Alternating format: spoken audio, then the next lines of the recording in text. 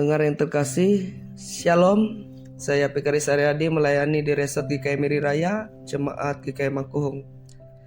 Masih menjadi dasar perenungan bagi kita, yaitu diambil dari Lukas pasal yang ke-11 ayat 14 sampai ayat yang ke-23. Sebelum kita membaca dan merenungkan kebenaran firman Tuhan, mari kita bersatu dalam doa.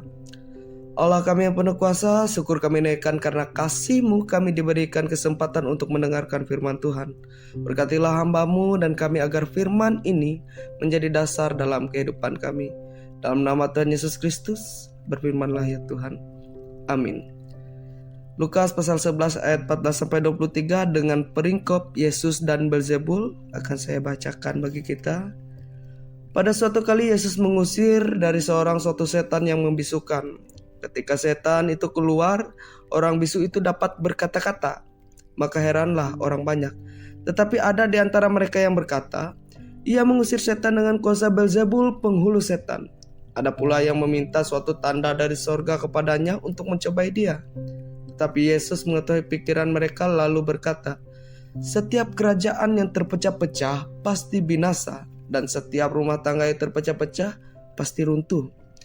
Jika iblis itu juga terbagi-bagi dan melawan dirinya sendiri, bagaimanakah kerajaannya dapat bertahan?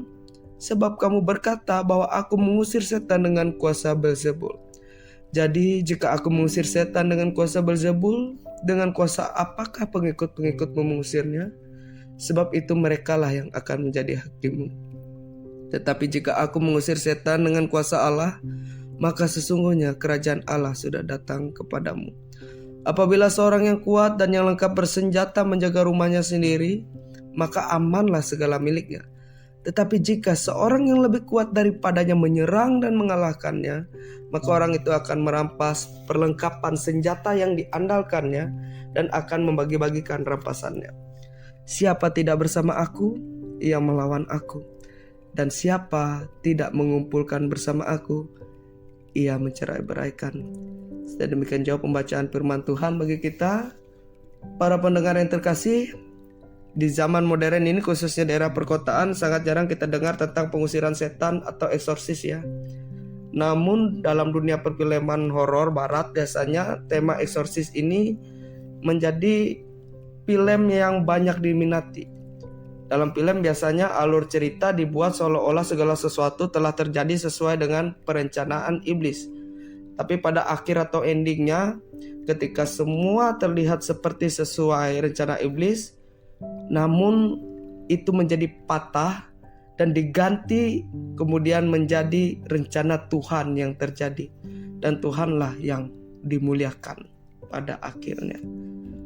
Dalam nas ini menjelaskan bahwa iblis dapat merasuki dan menguasai tubuh manusia. Dalam cerita ini, kerasukan menyebabkan kebisuan. Dirinya masuk tidak dengan sembarangan, melainkan hanya kepada mereka yang tidak memiliki iman yang kuat kepada Tuhan. Iblis mempunyai berbagai cara untuk mempengaruhi manusia untuk menjadi hambanya atau alatnya. Yang pasti Tuhan memiliki kuasa yang lebih hebat daripada iblis.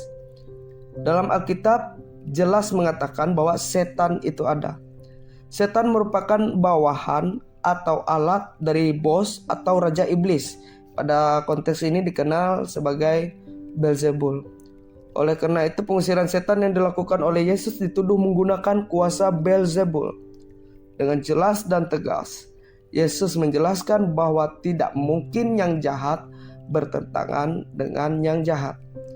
Yesus menunjukkan bahwa kuasa Allah melebihi siapapun. Seperti halnya cinta, kita tidak dapat mencintai dan menuntut dicintai dua orang sekaligus. Karena pasti akan ada hati yang tersakiti. Begitupun pula dengan iman, kita hanya boleh beriman kepada Yesus saja. Tidak ada yang lain. Kehadiran Yesus bukan hanya menyelamatkan dan membebaskan kita pada kehidupan selanjutnya, melainkan di dunia ini juga Yesus menghadirkan kerajaan Allah yang menyelamatkan dan membebaskan kita dari maut.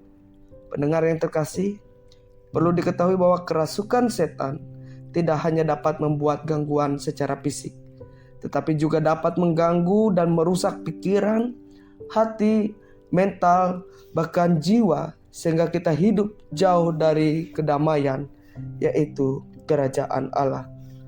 Para pendengar yang terkasih, kita tidak perlu kepercayaan-kepercayaan lain untuk mengusir setan atau iblis.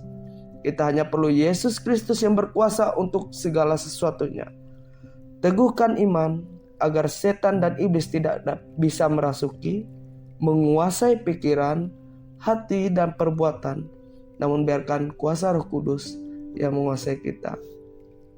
Mari kita lihat diri sendiri. Siapakah yang merasuki diri ini? Mari kita berdoa. Kami mengucap syukur ya Tuhan atas kasih-Mu. Firman-Mu telah kami dengarkan. Biarlah itu berakar, bertumbuh dan berbuah dalam kehidupan kami.